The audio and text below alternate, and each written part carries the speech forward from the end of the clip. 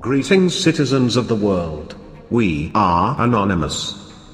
Now that Trump won the presidency, now it's time for we the people to apply political pressure at every level of government, to make sure that he does what he promised, and that populism continues to spread and intensify at every level of American society. The globalists view this new powerful populism that has emerged as a vicious enemy that will destroy them unless stopped. This is an accurate appraisal, and their chances of stopping it now are pretty slim. Efforts by the globalists to do so will surely create massive backlash and blowback and only intensify the emerging populism and the speed of its emergence. If Trump turns out that he does not keep his promises to the American people, as some fear, as an example, yesterday he made a speech saying he was honored to have Hillary Clinton in attendance and he had great respect for her. Maybe this is the first sign in Trump backpedaling. Whatever happened to she should be in jail. Nevertheless, we the people can still continue our new wave of populism and eventually create enough political pressure to obtain the changes we need. It may be more difficult and take longer, but thanks to the internet, the American populism will not go away but will continue to grow rapidly by leaps and bounds. It's necessary for our nation's survival as a republic that we must all work together collectively to make certain that the Illuminati bankers are booted from America and no longer allowed to parasitize it.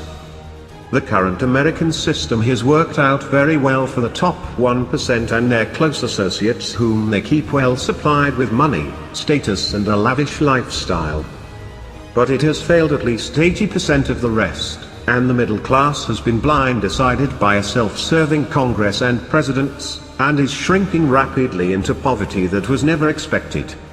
The top 1% had to hijack the American government at all levels and corrupt society to obtain the level of control and asset stripping necessary to feed their lavish lifestyles. And sadly, we now know for certain that the 1% has been stacking the US Congress and using it and their typically bought and appointed presidents to institute a massive deconstruction of America the Republic.